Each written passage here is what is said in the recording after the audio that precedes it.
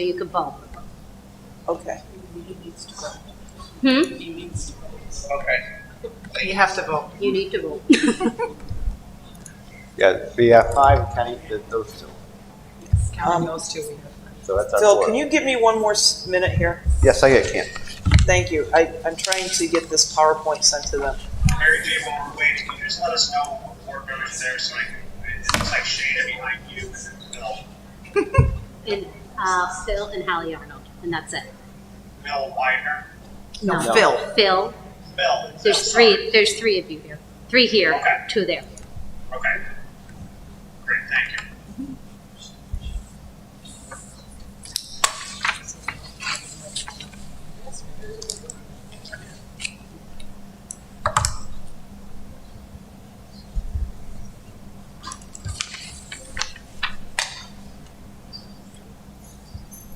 That was-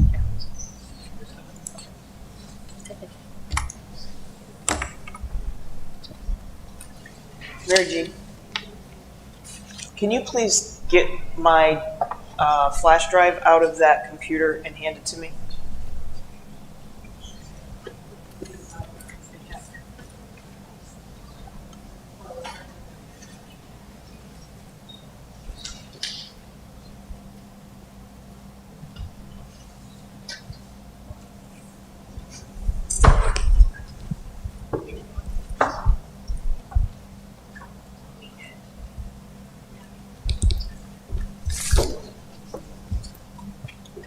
Thank you. I'm like totally out of ports. All those days.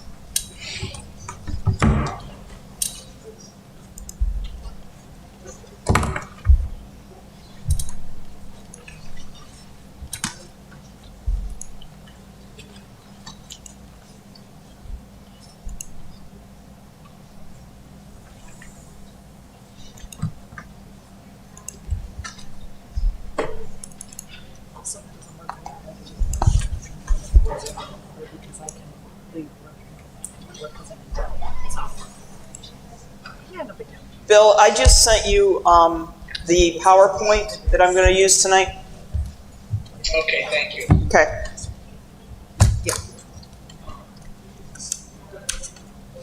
All right, Phil, I am ready. I apologize. It's okay. Okay.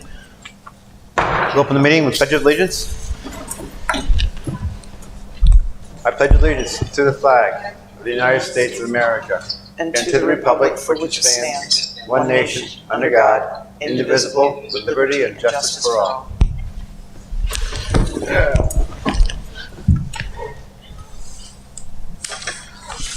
Any comments on the agenda items?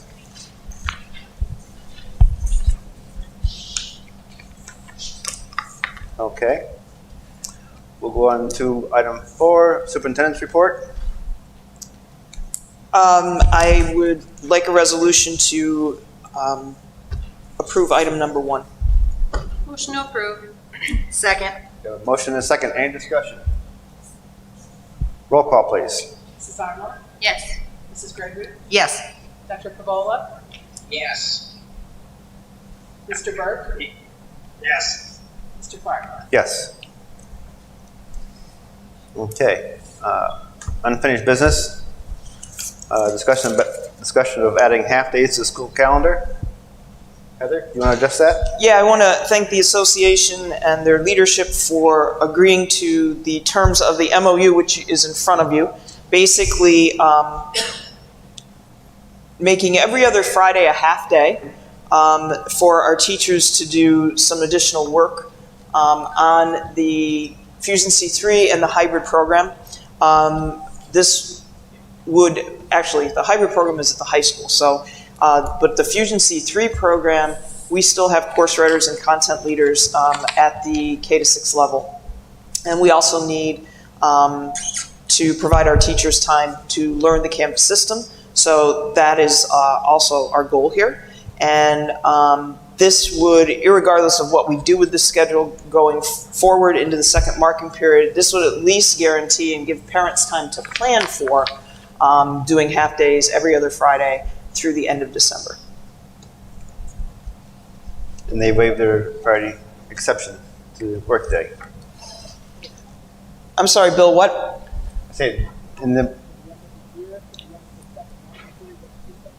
Just to the end of December. He asked how long, and I said the dates roll out. The last one is December 18th. Okay. there's a Friday, February 19th as well? During this week? I didn't hear him.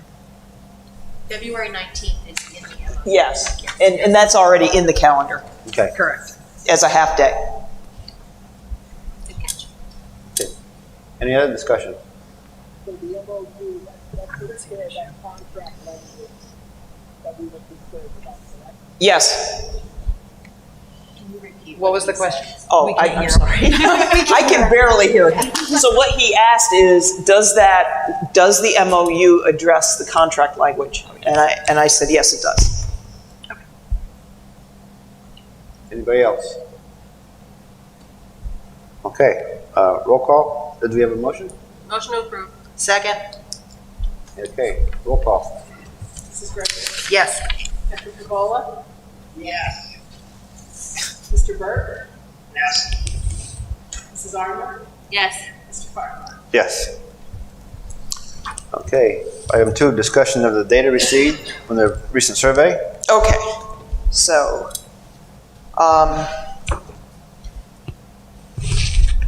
I sent the PowerPoint to Bill and John. And I will show it to you now. And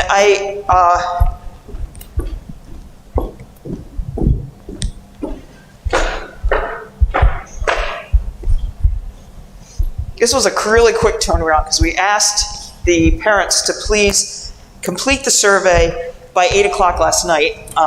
We still had some results coming in today, so at the last minute, we were also calculating, thank you, Chuck. We were also calculating some of the data, so it was a really fast turnaround. So this is what we know about the second marking period based on the data that was collected over the weekend. So this is for the high school, all right, which is that hybrid schedule.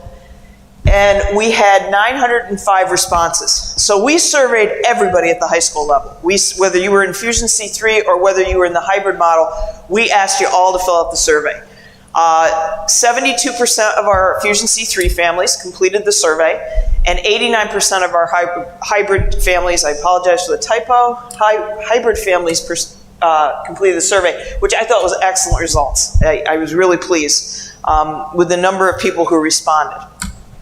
So now, here's what we got. In the end, it's about a 50-50 split. So 50% of people, 48% roughly, people want to see the options stay the same, and 52% would like to see us try to do a third day or a fourth day. So this is out of the 905 responses. So I wanted to break it down a little bit for you so you could see why it's coming up almost 50-50. In grade 7, we have 162 kids. 30% of them are enrolled in Fusion C3, and 70% are enrolled in hybrid, coming every other day. So the response rate in 7th grade was excellent. 92% of our parents responded. But here's where that 50-50 thing comes in. If you take these kids here, which is the two options that we currently have, and then you look at this number, it is about equal, right? And that's what happens at almost every grade level. That the number that want to keep it the same and the number that want to try to do something a little bit more, those number of students is about equal or close to it. But that's why it comes out the way it does. In grade 8, we have 181 kids, 27% are enrolled in Fusion, and 73 are in hybrid. The 8th grade had an 80% response rate. And again, if we were to go into, if we were to go into that 3 to 4 day what I'm assuming is that these students would come back and these students would come back. Now, I have no data to tell you how many of these might go here in the event of a 3 or 4 person in day. That was not a question that we asked. But I'm going to assume that they would stay. They would just prefer 2 days. But I can't assume that 100%. So again, these 4 squares and these 2 squares are about equal. Grade 9, 34% infusion, 66% are in hybrid, 89% response rate. These are the kids that switched or stayed the same.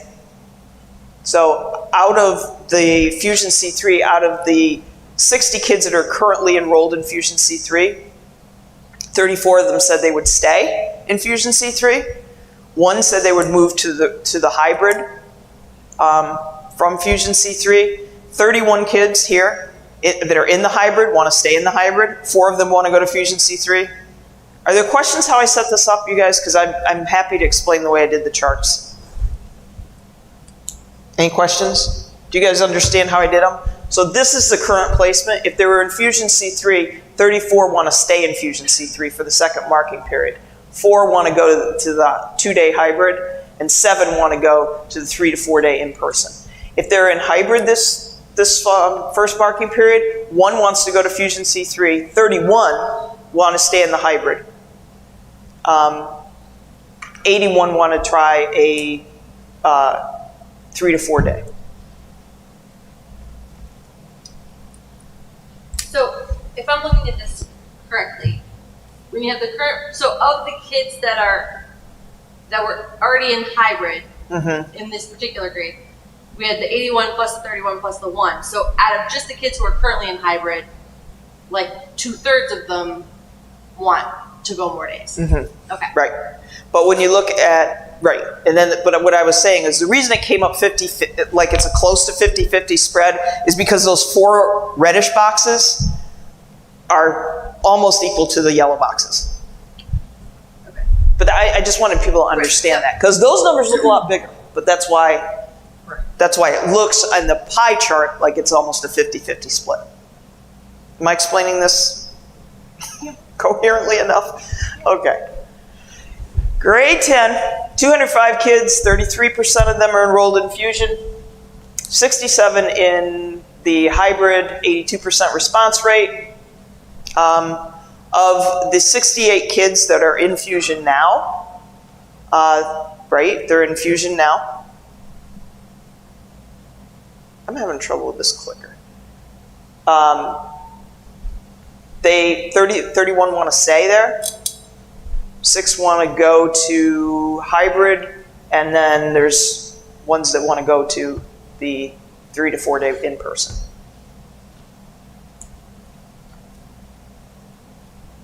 Grade 11.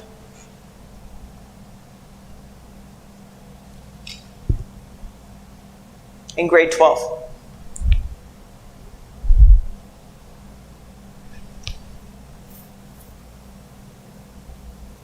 So under the current 7 to 12 hybrid A-B model, we believe that we can accommodate the students who would want to return from Fusion C3.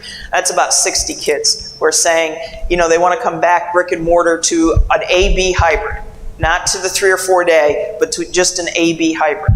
So we believe we can accommodate them, and in fact, when I've been having calls from parents, I've been allowing students to come back to the high school because we have room. So if we go 4 cohorts, which is kind of what that other nebulous out there model that we said, honestly, I did not have time today to jump into this anymore. What it would mean is about 460 kids on campus on any given day based on these numbers, okay? And I don't know whether we can do it or not. So I'm not prepared tonight to make that claim because I haven't been able to sit down with the principal and the guidance office because, again, we just started jumping into these numbers this morning. So I don't know, but that's kind of what it would look like to have 75% of the kids in the building once you take out the Fusion kids. So in the K to 6, we only surveyed Fusion C3 kids because we were only concerned about the number of Fusion C3 kids that would want to return. So we got really great response. It was 81% of our Fusion C3 kids in their families in K-6 responded to us. And what we learned was about 25% of them would like their kids to return. And, you know, I don't have all the implications for you. That would mean approximately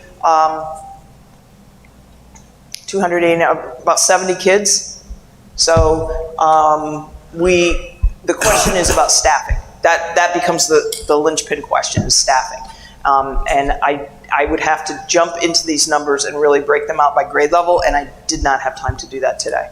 But it's interesting. So if you look at these two slides, the other question that we asked them is, you know, why didn't you want your child to return? And 25.3% said that they would return. There was also almost 26% that said they didn't want them to return because of the mask, that they chose that option because of the mask. So it was just curious. I didn't have time to read down through all these comments, but that's what the response looked like. So approximately 72 K-6 students may return to the second marking period, and that would meet some staffing implications. But again, I can't tell you precisely what those would be tonight, but we do believe we could accommodate it. So I wanted to talk with you about some of the feedback we've been getting about the Canvas platform, and about, I think that there's several things that are going on. I think that expectations of students, of teachers' expectations of students have been all over the map. I believe that there are some things that we need to address, and so we've started to try to break them down into buckets and to talk with our administrative team and also with our Canvas support staff about how do we make this thing better. Because at any given moment, we could close. And we may have to be out for weeks, like our neighbors are. So we need to make sure that we're making this whole thing, the Fusion C3 and the hybrid, as strong as possible. So these are the areas in which that we've identified so far that we need to really hone in on and make this better. So we're going to continue to have that Canvas support as long as we can with Mrs. Johnson and Mrs. Shreve. We'll provide tutorials focusing on the most common student and parent questions. Submitting assignments. I know, now they gave us feedback today that the number of questions they're getting on that is slowing down. So they believe that kids are finally getting it, that parents are getting it, and that it is less of a problem than it was. So with their support, parents have learned and kids have learned. All right? And if you are having difficulty with this, I ask you to please let us help you. It's not going to get better unless you let us help you. So we're going to keep working on that, submitting assignments, and Shane is a testament to this. She downloaded the app, and all of a sudden she was getting all these notifications that were not necessarily appropriate and right. And so she had to go back in and set her parent notifications. We need to teach parents how to do that so that they're not feeling overwhelmed, so that they're not feeling bombarded. It's something we can do. And tutoring for students, we're starting to talk about how might we be able to provide tutoring for kids that are struggling online, and what would that look like and who would provide it. And we also have several times said to parents, you come in and bring your child and let us sit with you and walk you through this. So we're able to do that in person as well if you're comfortable with that. So there's a lot of consistency that we are lacking right now, and we want to focus on communication with students and parents and how is that getting done. So we recognize that that is a problem. People are using different types of methods to communicate, therefore things are getting missed. We need to tighten that up and make sure that we're all doing it consistently the same way. Expectations for coursework.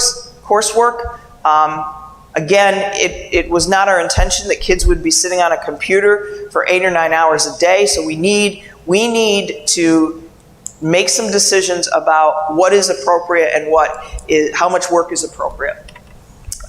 Use of the course calendar. We talked about this extensively. So some of our teams have really been consistent about how they're using the calendar so that kids know exactly what it is that they need to do for the week, what are the pacing suggestions that we're making, and so we need to be consistent about our expectations of that. The submission of assignments, again, we talked about letting us help and actually working with our teachers and working with our support. And also there's been some questions about grading. Now some of these are glitches in the system, and it has to do with how and where teachers are putting assignments. So zeros are showing up when they shouldn't be, when it was an ungraded assignment or it was an ungraded task. And so we need to better educate our teachers about how to do that.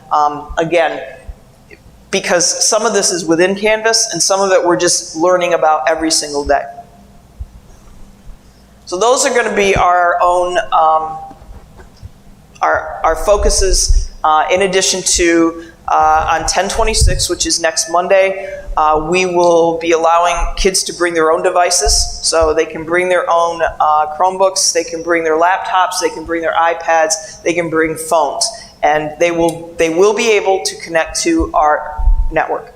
So for kids who want to bring those devices because they have a study hall and they can do some of the work online, they will also be able to do that. So that's a huge big deal that we have been working on, and our tech department has said, we're giving you the green light. So kids are still being protected, there'll still be filters, but that is huge, and we believe that that is a step in the right direction. I wanted to just talk for a moment about Wyoming County's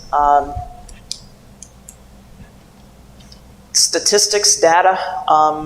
We have been put in the moderate, PDE's moderate category.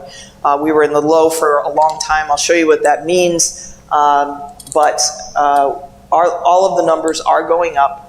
There are several districts around us who are now closed and shut down, several in Susquehanna County, Wyoming County, and Luzerne County.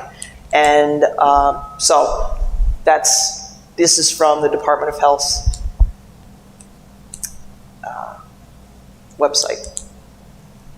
So we're now in the moderate, so our incident rate is between 10 and 100, or our percent positivity rate is between 5 and 10. And so what PDE recommends is that we go with the blended learning model, which is our hybrid, or we go 100% online. So that is what I have for you so far, and I'm happy to answer any questions that you have.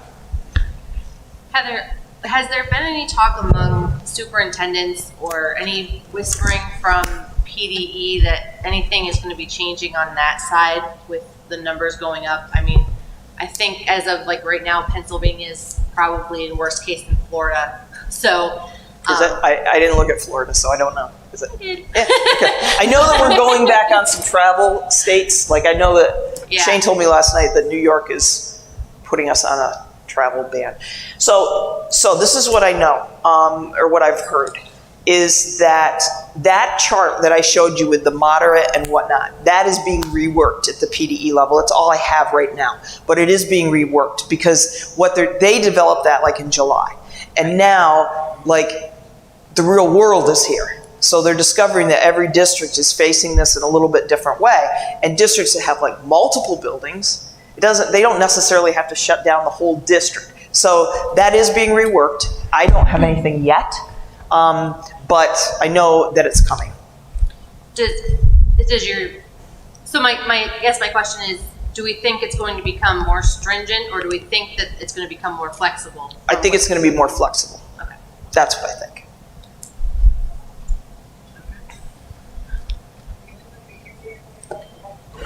Let me see if this will either give feedback or it'll work.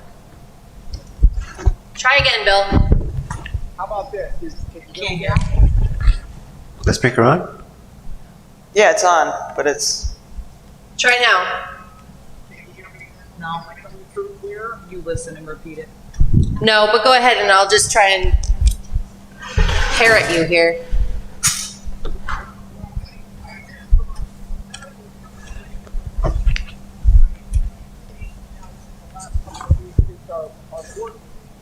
I will tell you that medically, the cases are having gone up. Going to hospitalization. He's saying that the cases and the hospitalizations are going up. right. From a safety perspective, I think we have to keep an eye on that as we move forward, because it's not just the cases that are important.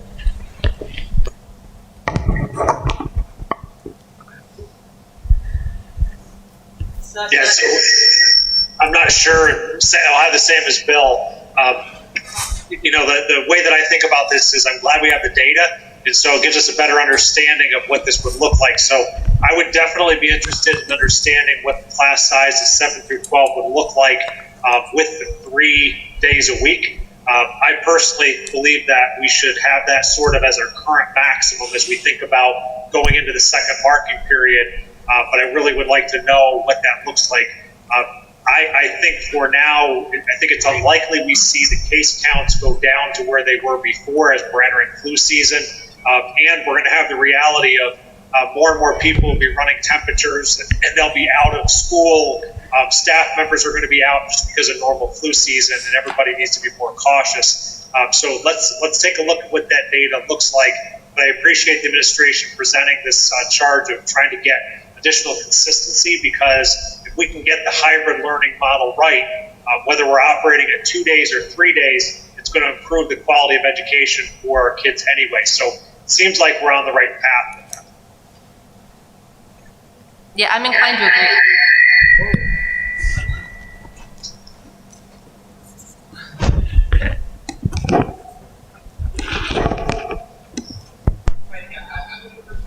I would. See, Bill just said, I would agree with John that we need to look at the data. yeah, I think we should continue looking at what this, at a minimum, what this hybrid of the 4 rotations could look like. We're not committing to any one particular thing yet.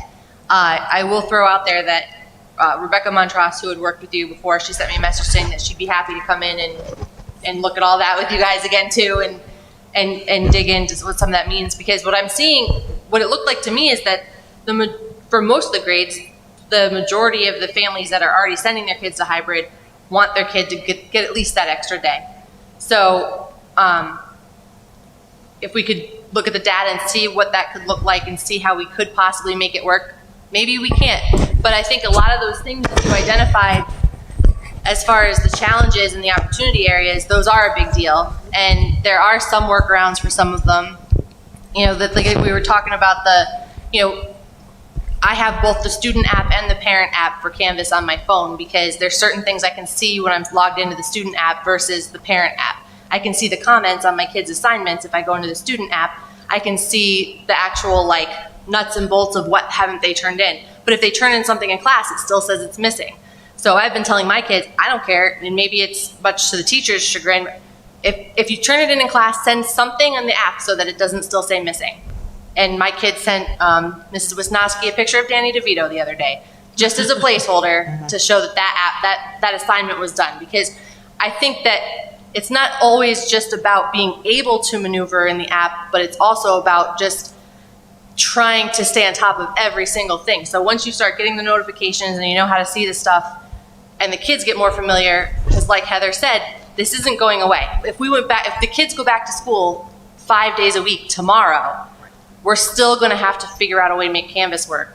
As parents, as students, as staff, because at any time it could change. And that's what we're better off to figure it out now while we can at least be hybrid than trying to figure it out when we can't even be on the property. Right. And we have 2 teachers right now that are teaching remotely on screen. And it was pretty cool. I was in one of those rooms today.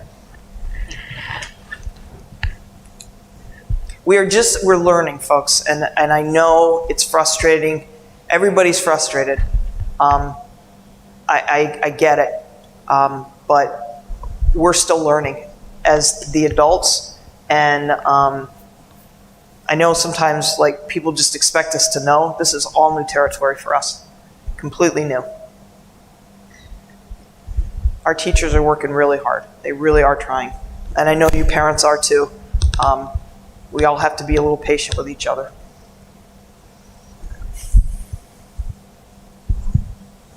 Anybody else?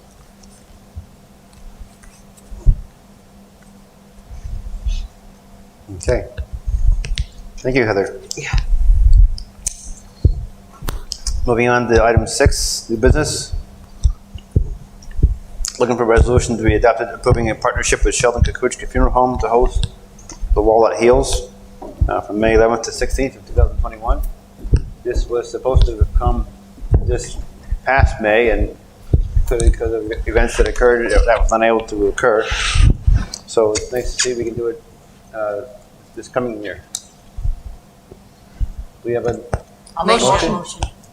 Second. We have a motion and a second. Any discussion? Roll call, please. Yes. Everybody yes. Mr. Berger. He said yes. Mrs. Arnold. Yes. Mrs. Bennett. Yes. Yes. Okay. Are there any additional public comments or questions?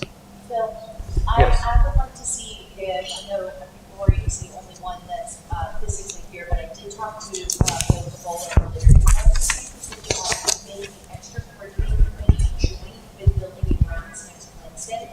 We had set building and grounds for next Wednesday at 6:30, and I was just wondering, Lori, if you have flexibility to do extracurricular at that same time. I'm good with I think, Rob Curry is the other committee member. He is not here tonight, but I think, knowing that 2 out of the 3, does Bill have input? here. Thanks. So we would like to have a joint Building and Grounds and Extracurricular Committee meeting next Wednesday. At the last board meeting, we scheduled the Building and Grounds for next Wednesday, the 28th at 6:30 p.m. We'd like to make that joint with Extracurricular. Mr. Pervola is available, Mrs. Bennett is available, so we'd like to go ahead and get that scheduled. Is that okay? Okay, very good. All right, very good, thank you. So are we gonna make it still 6:30 or 6? Let's leave it for 6:30. I think that the majority of what we need to discuss will be fine in a half hour. Yep, thank you.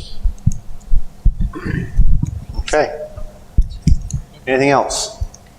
I think it's worth mentioning the sympathy and just caring that we send out to Mrs. Schultz's family, the unexpected loss. She wasn't, she didn't have a classroom this year because of her own reasons, but she was a substitute teacher as Miss Montross when I was in school.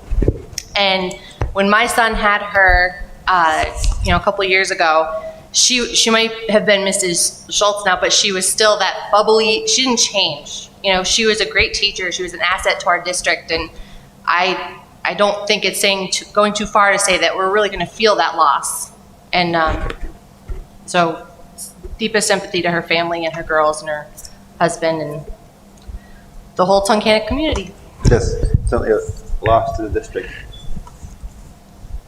Anybody else? See nothing else? Do you have a motion to adjourn?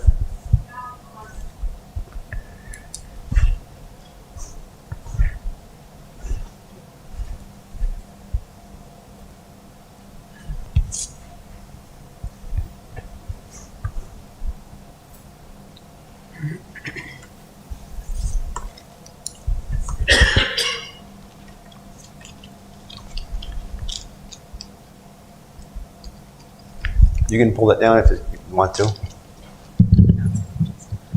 Just maybe tip it.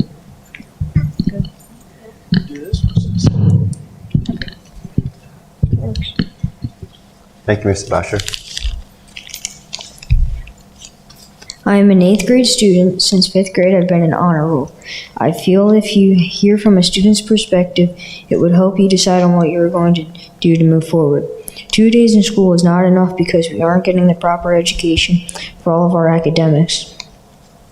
I had a 102 average last year, and now I have a below passing grade. I strongly encourage going back 4 to 5 days a week. That still allows 1 day cleaning for the school. Thanks for hearing my point of view of this year so far. Thank you. Thank you. Good job, Cody. Buddy, what's your name? Cody Pecoro? Did you get that, Carolyn? Cody what? Cody Pecoro. Coral. Okay, yes. All right, thanks, Cody.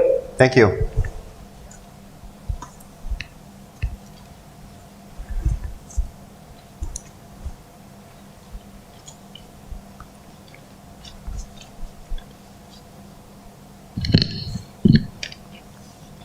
There are many reasons we should be back in school on a normal schedule. I'm just going to go over a few of many.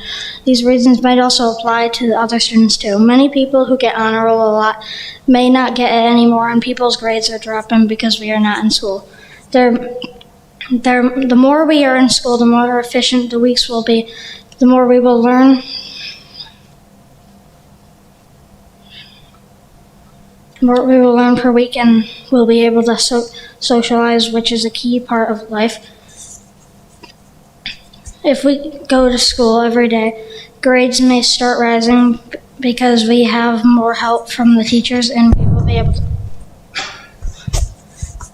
learn more instead of doing online lessons. These are just some of the key reasons we should be back in school every day.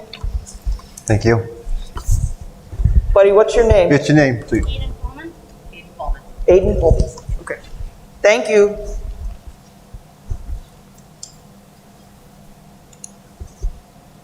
Anybody else?